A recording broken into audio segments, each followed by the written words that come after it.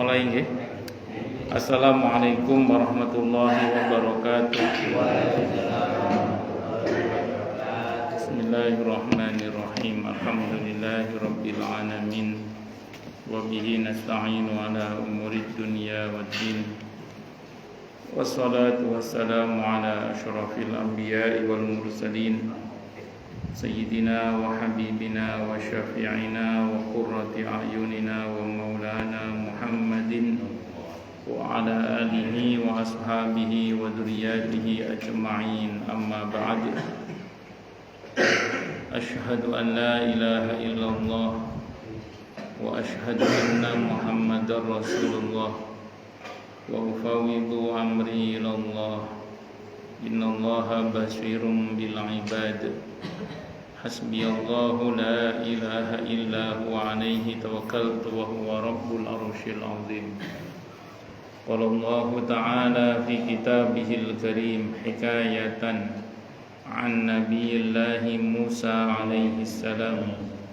Rabbi shrah li sadri wa yassir li amri wahlul 'uqdatam min lisani yafqahu qawli.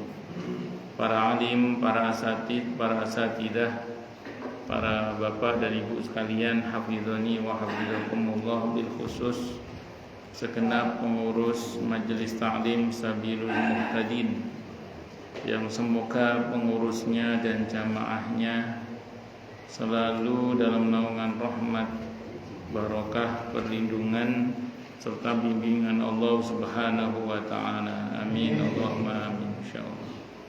Allahumma inna nas'aluka ilman nafi'a wa rizqan thayyiba wa amalan mutaqabbala wa fatahallahu alaina futuhal arifin. Allahumma inna na'udzubika min ilmin la yanfa' wa amalin la yurfa' wa qalbin la yakhsha' wa du'a'i la yusma'. Allahumma ati anfusana taqwaha wa zakkiha anta khairu man zakkaha anta waliyuha wa maulaha. Amin Allahumma amin insyaallah. Allahumma barik lana fi Rajabah wa Sya'bana wa ballighna Ramadhana. Amin Allahumma amin insyaallah. Masih melanjutkan kajian kita tentang kitab Riyadhus Shalihin karya Al-Imam An-Nawawi rahimahullah rahmatan wasi'ah wa rahimallahu ulama al-muslimin. Qala al-musannif rahimahullahu ta'ala wa nafa'ana bihi wa bi'ulumihi fid dharain amin.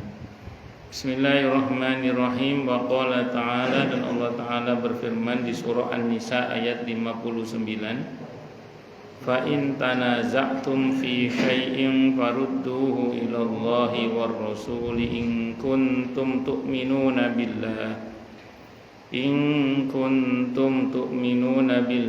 wal yaumil akhir. Fa in tanaza'tum, maka jika kalian berlainan pendapat, fi syai'in, tentang sesuatu, farudduhu ilallah, maka kembalikanlah ia kepada Allah, Al-Quran, wa rasuli, dan Rasulullah, maksudnya hadis.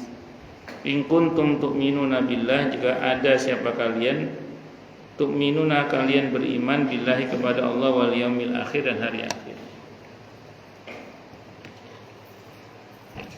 Jadi kalau ada perbedaan pendapat, disuruh kembali kepada Al-Quran dan As-Sunnah. Ini yang menjadi slogan sekelompok orang yang mengatakan kembali kepada Al-Quran dan Sunnah. Saya mau sampaikan dulu gini ya. Kembali kepada Al-Quran dan As-Sunnah secara langsung itu boleh, tapi oleh orang-orang yang punya kemampuan memahami Al-Quran dan As-Sunnah dengan baik dan benar. Dan ini tidak sembarang orang. Dia harus orang yang punya kualitas mujtahid. Kalau copot Pak Rahil, kalau copot. Jadi singkat kata singkat cerita, itu bagi orang yang punya kualitas apa? Ijtihad atau mujtahid. Itu baru boleh langsung kembali kepada Al-Quran dan As-Sunnah. Orang yang tidak punya kemampuan berijtihad itu namanya orang awam. Kayak kita ini orang awam namanya. Izin minum dulu nih.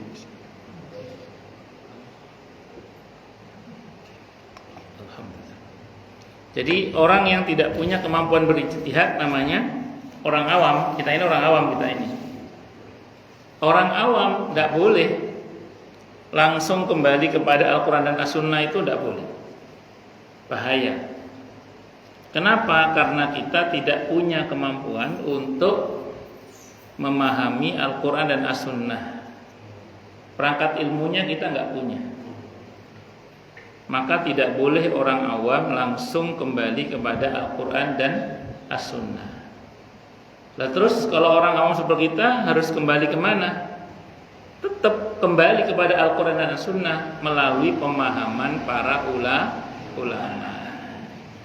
Jadi kita tetap sama, kita tetap kembali kepada Al-Quran dan As-Sunnah, tapi melalui pemahaman para ulama. Tidak boleh langsung kalau kita. Kenapa kok nggak boleh langsung? Karena kita tidak punya kemampuan. Memang ada dalilnya Ustaz? Ada dalilnya. Mana dalilnya? An-Nahl ayat 43. Apa kata Allah dalam ayat itu? Fas'alu ahla dzikri in kuntum la ta'lamun. Bertanyalah kalian kepada ahli Al-Qur'an. Ahli dzikir itu ahli Al-Qur'an maksudnya. Jika kalian tidak tahu. Berarti kita harus bertanya kepada siapa ahli Qur'an di situ. Aslinya ahli Qur'an di situ adalah Nabi Muhammad sallallahu alaihi wasallam. Sepeninggal Nabi siapa? Al-ulama warasatul anbiya. Nah, singkat kata singkat cerita, orang seperti kita yang awam ini harus kembali kepada Al-Quran dan As-Sunnah itu melalui para ulama. Gak boleh langsung. Kenapa? Karena kita tidak punya kemampuan memahami Al-Quran dengan baik dan benar. Yang punya kemampuan itu siapa? Para ulama mujtahid yang terpercaya. Maka kita harus kembali pada Al-Quran dan As-Sunnah itu melalui pintu para ulama. Nah, ngikut para ulama itu dalam memahami Al-Quran dan As-Sunnah itu namanya taklid. Taklid namanya. Asal ngikut itu namanya taklid namanya. Tapi kalau kita ngikuti dengan mengerti argumentasinya namanya muttabi', ittiba' namanya. Karena ittiba' itu maknanya adalah qabulu qaulil qail wa huwa ya'lamu hujjatahu. Menerima pendapat seseorang dan dia mengerti argumentasinya. Contoh, panjenengan sholat subuh kunut, misalnya ngoten nggih. Kunut subuh. Ditanya oleh orang, kenapa sampean kok kunut subuh? Ya saya dulu ngajinya begitu. Guru saya dari gurunya mengatakan sholat subuh itu pakai kunut misalnya. Itu namanya taklid, asal ngikut namanya. Boleh untuk orang awam harus ngikut ke orang alim, memang nggak boleh sembarangan memang kita. Untuk orang awam. Tidak apa-apa, kita mengamalkan firman Allah tadi surah An-Nahl ayat 43. Tapi kalau bisa ya belajar gitu loh. Kenapa sih dalam mazhab Syafi'i kok ada kunut subuh? Padahal kata Ibnu Hajar Al-Asqalani dalam Bulughul Maram hadisnya lemah katanya. Lemah banget malah. Maka Imam Nawawi dalam kitab Al-Adhkar An-Nawawiyah mengatakan hadis tentang kunut subuh itu sahih menurut kami. Jadi memang ada yang mendhaifkan, tapi Imam Nawawi mengatakan hadisnya sahih. Dan beliau berpegang pada hadis yang sahih itu. Nah, kita mengerti hujahnya itu namanya kita berittiba. Berarti kita mengikuti ulama dan kita mengerti argumentasinya. Nah, memang semua orang awalnya taklid. Semua kita awalnya taklid. Tapi pelan-pelan mbok ya belajar gitu loh. Supaya meningkat, tidak menjadi muqallid saja tapi menjadi muttabi. Tapi kalau kita nggak ngerti hujahnya, ya sudah ikut ulama yang terpercaya. Ulama terpercaya itu di Indonesia yang populer ada 4. Madhab Hanafi, madhab Maliki, madhab Syafi'i, madhab Hambali. Itu yang populer itu. Jangan ikuti satu dari 4 madhab ini aman, insyaallah. Ini ulama-ulama yang terpercaya dalam ijtihadnya. Allahu Akbar. Nah, walaupun nanti, Al-Quran itu sendiri dan hadis itu sendiri nanti ada istilah ayat muhkamat, ada hadis muhkam. Apa maksudnya ini? Ayat muhkamat itu ayat-ayat yang kita nggak usah buka tafsirnya, itu kita ngerti maksudnya sudah. Kenapa? Saking gamblangnya maksudnya. Dan nanti ada hadis-hadis yang muhkam, hadis yang kita nggak usah buka penjelasan para ulama tentang hadis itu, kita udah ngerti maksudnya karena saking gamblangnya hadis itu. Maka dalam masalah ini yang jelas-jelas begitu ya silakan kita langsung ke Al-Quran, ke hadis yang memang gamblang ya, jelas istilahnya. Contoh. Ketika Allah mengatakan innamal khamru wal maisiru wal azlamu rijsun min amali syaitan fajtanibuh, misalnya, bahwasanya khamr minuman keras, wal maisir dan perjudian, wal azlam dan mengundi nasib adalah perbuatan yang kotor, perbuatan yang najis, kotor, termasuk perbuatan setan, maka tinggalkan. Itu kita nggak usah buka tafsirnya, kita tahu bahwa judi, mabok, mengundi nasib, ramal maksudnya itu perbuatan yang haram. Ngoten. Paham mboten? Nah, contoh mawon. Ada ayat yang mengatakan misalnya innama hurrimat alaikumul maitatu waddamu walahmul khinzir wa ma uhilla bihi li ghairillah faman ittara ghaira baghin wala 'adin fala isma 'alaihi innallaha ghafurur rahim. Bahwasanya yang diharamkan oleh Allah adalah bangkai babi, darah yang mengalir, dan binatang yang disembelih tidak atas nama Allah. Kita nggak usah buka tafsirnya, kita sudah paham. Wah, ada binatang yang mati nggak disembelih, bangkai maksudnya. Terus kemudian kok ada daging babi, ada binatang yang disembelih itu sesajen selain Allah, berbuat syirik maksudnya. Maka tidak usah kita buka tafsirnya, kita tahu bahwa itu adalah haram misalnya. Namun kita buka tafsirnya juga tetap perlu supaya kemudian kita ini tahu bahwa ada hal-hal tertentu di mana kita ini sepatutnya lah mengerti lebih detail, kalau bahasa sederhananya, mengerti lebih detail tentang apa-apa yang disyariatkan dalam Islam berkaitan dengan apa yang saya sebutkan tadi itu.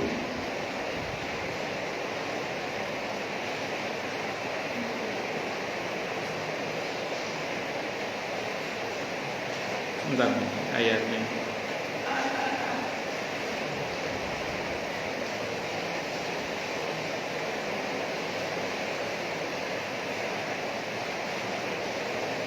Hurrimat, pakai nama ya. Hurrimat alaikumul maitatu waddamu wa hamul khinzir dan seterusnya. Hadis juga sama nanti. Ada hadis-hadis itu yang muhkam. Muhkam itu maksudnya apa? Jelas. Enggak usah kita buka penjelasan ulama tentang hadis itu, kita tahu maksud hadis itu sudah. Saking jelasnya. Contoh misalnya kewajiban sholat 5 waktu. Itu kita nggak usah nanya, kita tahu sudah. Maksudnya 5 waktu itu ya duhur, asar, maghrib, isya, subuh.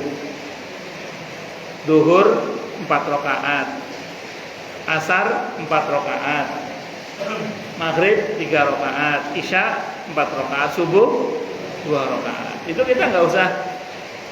Ya tapi yang ngaji, yang nggak ngaji tetap aja nggak tahu bahwa kalau Nabi bersabda sholat 5 waktu, ya itu maksudnya. Maka kalau ada orang tiba-tiba ngomong enggak, sholat itu 3 waktu, orang yang ngaji tahu salah orang ini. Ada orang mengatakan sholat itu sehari semalam cuma 3 waktu. Nauzubillah. Orang asal ngaji tahu, nggak usah buka kitab fikih yang besar-besar. Yang namanya subuh itu 2 rakaat. Kok ada orang sholat subuh 4 rakaat? Asal ngaji loh ya, tahu kalau itu salah, nggak bener itu. Jadi nggak usah buka kitab daki-daki, udah tahu. Nah, saya ulang sekali lagi, kita yang awam ini tidak boleh langsung kembali pada Al-Quran dan As-Sunnah kecuali mujtahid. Kita boleh kembali pada Al-Quran dan As-Sunnah asal melalui pemahaman para ulama mujtahid yang terpercaya. Bisa dimengerti ya? Tidak boleh serampangan. Walaupun nanti saya ulang tadi, ada beberapa ayat memang yang muhkamat, ceto welo-welo. Orang awam baca sekalipun ya ngerti lah. Dan ada nanti ayat hadis yang muhkam, hadis yang jelas, orang awam pun tahu lah maksudnya itu. Karena saking jelasnya hadis-hadis itu seperti itu.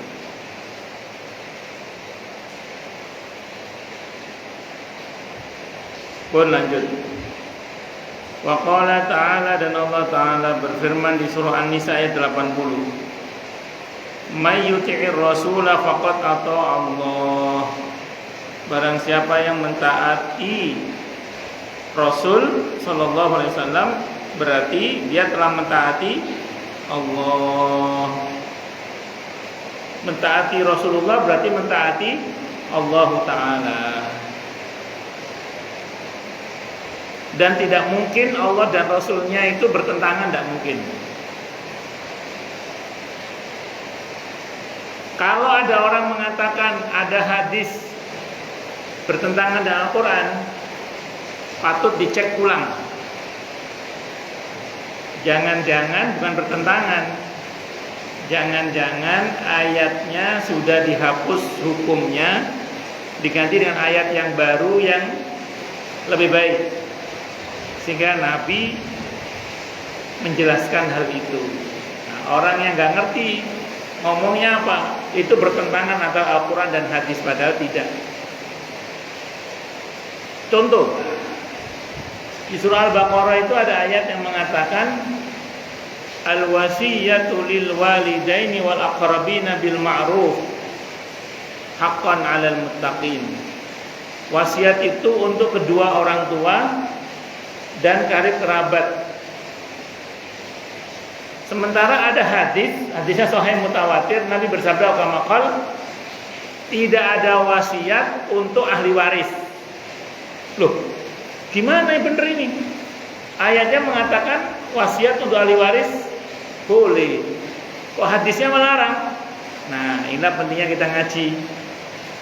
Oh, ternyata kata para ulama, ayat tentang bolehnya wasiat harta kepada ahli waris itu sudah dihapus dengan firman Allah di surah An-Nisa ayat 11 tentang ayat waris.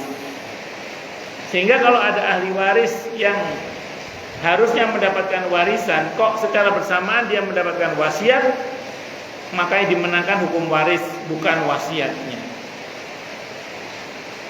Kecuali si ahli waris itu mahjub, terhalang.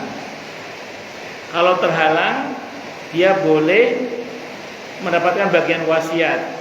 Misalnya si mayit punya anak laki-laki, maka saudara-saudara si mayit itu terhalang dari mendapatkan warisan.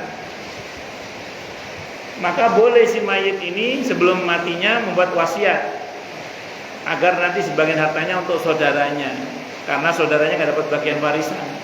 Boleh, karena mereka mahjub, terhalang dalam hal ini.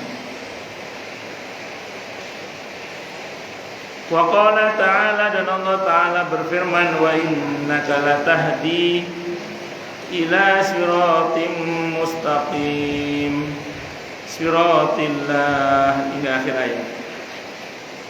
Wa innaka, dan semuanya kau wahai Nabi, latahdi, benar-benarlah engkau memberi petunjuk ila siratim mustaqim, kepada jalan yang lurus. Maksudnya siratillah, jalannya Allah. Jadi Nabi itu tidak pernah menunjukkan kecuali menunjukkan jalan Allah, jalan kebenaran, jalan yang Allah ridhoi. Itu intinya. Maka orang yang menempuh jalan yang Nabi tunjukkan, itu adalah jalan yang benar, jalan yang Allah ridhoi. Itu secara umum begitu. Wa qala ta'ala, dan Allah Ta'ala berfirman, falyahdharil ladzina yukhalifuna an amrihi ay an tusibahum fitnah aw yusibahum adzabun alim. Maka hendaklah orang-orang yang menyalahi perintahnya takut akan ditimpa cobaan atau ditimpa azab yang pedih. An-Nur ayat 63. Setiap tindakan yang menyelisihi, apalagi menyalahi ajaran Allah dan Rasulnya Muhammad Sallallahu Alaihi Wasallam, biasanya rawan mengalami fitnah biasanya. Saya ulang ya, kok ada orang berbuat sesuatu yang menyelisihi, apalagi menyalahi aturan yang dibuat oleh Allah dan Rasulnya Muhammad Sallallahu Alaihi Wasallam, biasanya itu akan terjadi fitnah, kekacauan, kerusakan atau musibah biasanya. Contoh. Ada orang berakad hutang piutang, nggak ditulis, nggak ada saksinya juga. Ya kalau orangnya jujur sih tidak ada masalah. Kalau khianat orangnya, atau orangnya lupa, bagaimana mengingatnya? Kenapa? Nah itu berarti napa rawan terjadi napa fitnah. Makanya usahakan, walaupun teman sendiri, walaupun saudara, ya tentu lek ngutangnya akeh, ngutangnya titik terus Itu usahakan ada hitam di atas putih, ada saksi, kalau perlu ada jaminan. Ini bukan suudzon, bukan, waspada. Mau. Oh, enggak enak Ustaz, saudara sendiri, teman, enggak apa-apa. Sah akad utang piutangnya, tapi siap-siap kalau sewaktu-waktu. Iya. Kalau sewaktu-waktu orangnya lari, enggak tanggung jawab atau mangkir, udah enggak ada bukti apa-apa, atau mati tadi. Enggak ada bukti apa-apa udah. Itu seperti itu. Ini mumpung ngaji, mumpung hujan, kita berdoa sama Allah, mudah-mudahan Allah ampuni, Allah maafkan, dan Allah berkahi kita semua. Amin. Ambil terus doa sama Allah nggih, jerati. Apa utang-utang dang lunas tan apa san. Apa ndang berangkat haji. Dengan mudah, dengan mulia, dengan bahagia tanpa susah payah. Amin Allahumma amin. Oke, semoga Allah mudahkan urusan kita semua. Amin Allahumma amin insyaallah. Anak cucu kita menjadi anak cucu yang soleh solihah. Amin. Mumpung ngaji, mumpung hujan, sambil donga nggih, sambil donga. Semoga Allah memberi kita semua sehat walafiat. Amin. Panjang umur yang mubarakah dalam ketaatan kepada Allah dan Rasulnya Muhammad sallallahu alaihi wasallam. Allahumma shalli ala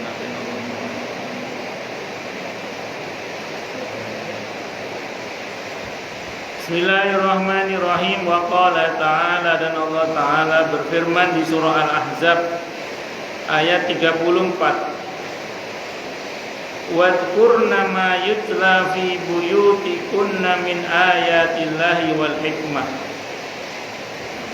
Allah Ta'ala berfirman, dan ingatlah apa yang dibacakan di rumah kalian dari ayat-ayat Allah dan hikmah atau sunnah Nabi Muhammad sallallahu alaihi wasallam. Jadi dulu para istri Nabi, para sahabiah juga di rumahnya itu sering dibacakan Al-Quran dan sering dibacakan hadis-hadis Nabi kita Muhammad sallallahu alaihi wasallam. Atau di rumah para istri Nabi dan para sahabiah yang lain sering disampaikan firman Allah dan sabda Nabi Muhammad sallallahu alaihi wasallam. Dan kehidupan mereka, para sahabat Nabi ini, kehidupan yang penuh dengan berkah. Maka salah satu dari kiat agar supaya rumah dan rumah tangga kita diberkahi oleh Allah Subhanahu wa taala adalah dengan cara sampaikanlah firman Allah dalam rumah kita atau hadis Nabi kita Muhammad sallallahu alaihi wasallam. Kalau bahasa sederhananya, sediakan waktu di rumah untuk bicara agama. Intinya sediakan waktu di rumah untuk bicara agama dengan istri, dengan anak-anak. Itu biasakan supaya rumah kita diberkahi oleh Allah Subhanahu wa taala. Jadi biasakan bicara agama walaupun cuma 5 menit. Jangan dilihat cuma 5 menitnya. Lihat kalau itu terjadi selama setahun, 5 tahun, 10 tahun. Itu tanpa kita sadari, nanti keberkahan-keberkahan itu akan Allah hadirkan. Karena dulu bicara agama itu bagian dari cara untuk menunda datangnya azab. Bicara tentang agama itu bagian dari cara untuk menurunkan rahmat. Bicara tentang keagungan Allah, tentang agama, tentang keagungan Allah, itu bagian dari cara untuk mendapatkan pertolongan Allah. Dan itu jangan disimpan sendiri, disampaikan. Ketika Nabi kita Muhammad sallallahu alaihi wasallam di Gua Sur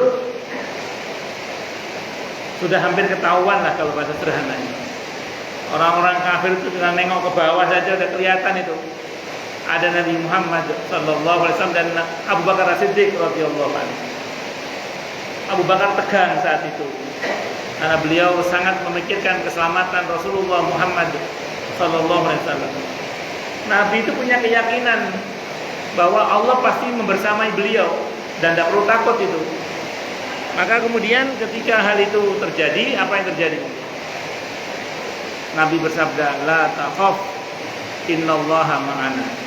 Jangan takut, Allah bersama dengan kita. Nabi nggak nyimpen sendiri keyakinan itu, disampaikan ke Abu Bakar.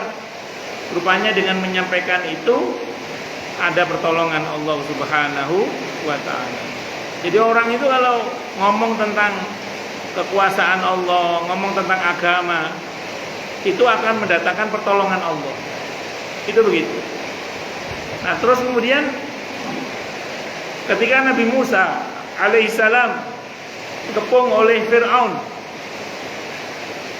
dalam kondisi yang sulit, depan ada lautan, di belakang ada Fir'aun pasukan yang besar, nyebrang lautan tidak punya bahtera, nggak punya perahu.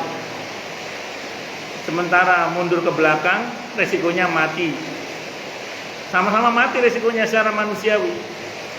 Bani Israel itu terkesan dengan suasana. Sudah panik lah. Tiba-tiba Nabi Musa mengatakan, dan dari simpen sendiri nih keyakinannya disampaikan, Inna ma'iya Rabbi sayahdin. Sesungguhnya bersamaku Tuhanku, dan dia pasti memberikan petunjuk kepadaku. Itu ada orang soleh yang berteriak. Jadi keyakinannya nggak disimpan sendiri, disampaikan. Wa ufawwidu amri ilallah, innallaha basirum bil ibad. Dan aku serahkan urusanku kepada Allah, sungguhnya Allah Maha melihat hamba-hambanya. Apa yang terjadi? Dalam surah Al-Mu'min, surah ke-40 ayat 46 itu. Ayat 44, 45 itu semua rencana jahat Fir'aun dibatalkan oleh Allah. Bahkan Fir'aun yang mati. Jadi rencana jahatnya menghantam dirinya sendiri. Dan yang perlu catat dengan baik adalah semua keyakinan para nabi tadi tidak disimpan sendiri, tapi disampaikan. Maka kalau kita punya keyakinan tentang Allah, jangan disimpan sendiri, tapi sampaikan kepada keluarga kita. Kita ini punya Allah. Allah Maha Kuasa, makhluk tidak punya kuasa. Allah Maha Kuasa, makhluk tidak punya kuasa. Kita ini bisa karena dipisahkan oleh Allah. Kita ini mampu karena dimampukan oleh Allah. Bahkan kita ini ada karena diadakan oleh Allah. Masya Allah, kana wa ma lam yasha lam yakun. Apa yang Allah kehendaki ada pasti ada, dan apa yang Allah kehendaki tidak ada tidak akan pernah ada. Pun saya kira ini bisa saya sampaikan, semoga bermanfaat. Monggo silakan yang mau tanya. Monggo Pak. Waalaikumsalam warahmatullahi wabarakatuh. Tentang apa? Tentang hewan. Hewan. Hewan tadi kalau mati itu dimakan raw. Kalau dibutuhkan seperti belalang, jangkrik, laron itu di mana itu? Bagus. Itu makanya malah udah mati baru dimakan. Bagus. Di dalam hadis Nabi menjelaskan ayat itu begini, bahwa haram bagi kami darah dan bangkai kecuali belalang dan ikan. Yang kedua hati dan limpa. Aukamakol. Intinya itu. Jadi bangkai itu kata Nabi haram kecuali bangkai belalang dan bangkai ikan. Aukamakol. Yang kedua darah itu haram kecuali hati dan limpa. Oh, saya terangkan sekarang. Jadi kalau jenengan makan ikan yang sudah mati sebelum disembelih, misalnya gitu, halal. Panjenengan makan belalang yang mati sebelum disembelih misalnya gitu, halal. Karena untuk binatang ini nggak wajib disembelih. Kita mau motong masak lele, kadang nggak dipotong dulu, diketok dulu kepalanya, tok. Kadang. Tidak apa-apa, boleh, tidak apa-apa. Ya, jadi dimatikan dulu. Nah, sama dengan belalang, kan nggak disembelih kan? Kepalanya ditarik atau diambil kotoran dalamnya itu, terus baru digoreng atau diapakan. Saya pernah beli di online itu dari Jogja kalau nggak salah itu ya. Iya, belalang. Oke. Napa? Kulo tumbas online, wonten teng online. Napa? Nggih eco mboten eco, tergantung. Kalau yang gede itu enakan yang kecil-kecil menurut saya. Yang kecil-kecil malah enak, kecil-kecil itu. Kalau yang gede itu itu tergantung orangnya sih mungkin ya. Tergantung orangnya. Jadi saya beli dua varian. Yang kecil sama yang gede-gede. Kalau laron gini Pak, laron. Lalu bagaimana hukumnya seperti laron, jangkrik dan lain-lain? Ulama beda pendapat. Pendapat pertama yang mengatakan itu khusus belalang saja, laron nggak berlaku. Berarti laron nggak boleh. Itu pendapat yang pertama. Pendapat yang kedua, karena ada persamaan antara belalang dengan laron, itu sama-sama serangga, maka tidak apa-apa boleh. Monggo jenengan pilih lah. Ngaten nggih. Wallahu a'lam bishawab. Gini kalau tawon. Tawon itu kan ada riwayat yang mengatakan tidak boleh membunuh lebah kan. Semut kan tidak boleh dibunuh. Nah pertanyaannya gimana kita memakannya? Membunuh aja nggak boleh. Kalau Bapak sepakat dengan pendapat ini berarti tidak boleh. Kalau Bapak ikut pendapat ini. Tapi kalau jangan berpendapat larangan itu bukan haram, ternyata makruh. Larangan membunuh semut, larangan membunuh lebah itu bukan haram, tapi makruh. Berarti ya kalau Bapak sepakat dengan pengkiasan bahwa belalang dan tawon sama-sama serangganya, monggo silakan, tidak ada masalah. Kalau nanya kulo, saya termasuk yang makan sarang tawon. Dipelas. Napa? Boten, siput boten. Boten siput. Siput itu masuk dalam kategori ya kan hidup di air toh. Nggih, yang siput air bukan yang bekecot ya. Kalau bekecot nanti beda lagi nanti. Kalau siput yang di air yang sawah-sawah niku boten napa-napa. Itu nanti disamakan dengan udang, disamakan dengan belut, disamakan dengan ikan nanti. Asal dia memang hidup di air, nggih, bukan yang yang bekicot itu. Kalau bekicot nanti ada pembahasannya sendiri. Itu yang saya pahami. Wallahu alam bishawab. Ngoten nggih? Jadi saya termasuk yang makan larvanya tawon. Lah kodok mboten lho. Kodok itu gini, kalau kodok itu kan difda itu binatang hidup di dua alam. Larangan memakan binatang yang di dua alam itu ulama berbeda pendapat tentang kualitas hadisnya. Jadi tentang kodok itu ulama berbeda pendapat tentang kualitas hadisnya. Apakah sahih apa lemah gitu. Beberapa ulama di Bandung itu mengatakan lemah hadisnya. Sehingga di Bandung itu beberapa tokohnya itu menghalalkan suike. Tapi ingat, kodok itu tidak termasuk ikan dia. Tidak termasuk belalang, berarti harus disembelih. Berarti kalau jenengan beli kodok, pastikan disembelih berarti. Karena kalau nggak disembelih, diketok kepalanya, itu haram, bangkai berarti. Nah, saya nonton di saat itu di sebuah acara televisi ya. Itu orang yang mencari kodok untuk dijadikan suike, itu kodoknya nggak disembelih, diketok kepalanya. Nah, itu nggak boleh.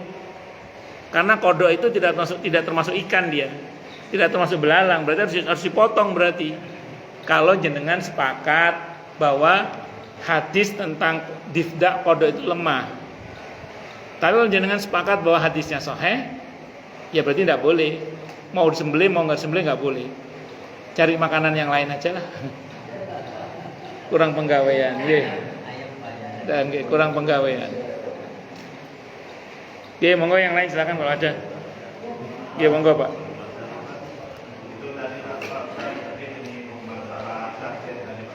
Nggih. Itu bagaimana hukumnya kalau orang makan itu untuk sesajen. Karena banyak kalau di tempat saya itu ada namanya musik desa itu adanya biasanya kesidang itu banyak yang bawa sajen dan nyinggung itu bagaimana cara. Kalau sesajen yang dimaksud untuk selain Allah nggih, itu haram yang disembelih. Kalau apa namanya telurnya, buahnya, nasinya halal enggak apa-apa. Tapi kalau ingkung yang ayam yang dipotongnya itu haram, enggak boleh. Kalau itu terbukti disembelih dan disajen dibuat sesajen untuk selain Allah. Bisa pahami napa nggih? Jadi ayam itu sembelih kemudian dibuat persembahan untuk selain Allah. Maka ayam itu haram hukumnya. Khusus yang disembelih aja. Kalau buahnya halal. Kue yang enggak disembelih pokoknya itu halal yang disembelih. Terus telur halal, nasinya halal, enggak apa-apa. Ada uangnya halal, enggak apa-apa. Sebentar, Pak Sugeng, mangke. Loh. Karena ini Nggih. saya orangnya nggak punya ayam. Karena tempat saya itu kalau sesajen itu ya contohnya kesenjangan yang sumur itu bisa ratusan ekor yang ingkung itu karena satu kampung. Rata-rata contohnya saya kemarin ke sana itu pas lihat jadi karena udah lama nanti ya. Jadi karena musik desa itu jadi bahwa hasilnya itu ya belum sampai ada 300 lebih itu jadi nanti juga sampai situ diambil dikembalikan sebagian itu. Nah, itu saya yang ini kan masalah ini. Nggih. Kalau memang itu terbukti untuk selain Allah enggak boleh, ngoten mawon. Tapi kalau itu kenduren di tengah sawah, kenduren di tengah hutan misalnya. Kenduren donga mintanya sama Allah. Terus nanti dibagi makan-makan bareng-bareng mboten apa-apa lek ngoten niku. Nggih. Monggo Pak. Ini Pak Ustaz, jadi kalau yang sesajen yang dikatakan Pak Sugeng itu utamakan ayamnya Pak Ustaz, tapi kita belum tahu agama. Yang lalu biarlah berlalu. Yang lalu biarlah berlalu. Ya, illa ma qad salaf. Yang lalu biarlah berlalu. Nama juga belum tahu. Ini cakap rumiyin nggih. Kita tutup dengan hamdalah. Alhamdulillahirabbil alamin. Semoga kajian kita bisa bermanfaat mubarakah fi dini wa dunya wal akhirah untuk kita, keluarga kita dan seluruh umat Islam semuanya, dan mudah-mudahan kita semua dijadikan oleh Allah sebagai orang-orang yang sukses dunia akhirat, selamat dunia akhirat, bahagia dunia akhirat, dan dipermudah setiap urusan kita oleh Allah di dini wa dunya wal akhirah. Semoga Allah limpahkan hidayah selalu untuk kita, semoga Allah tingkatkan selalu hidayah untuk kita, dan semoga Allah berikan hidayah untuk siapapun yang melihat kita. Subhanakallahumma bihamdika asyhadu an la ilaha illa anta astaghfiruka wa atubu ilaik.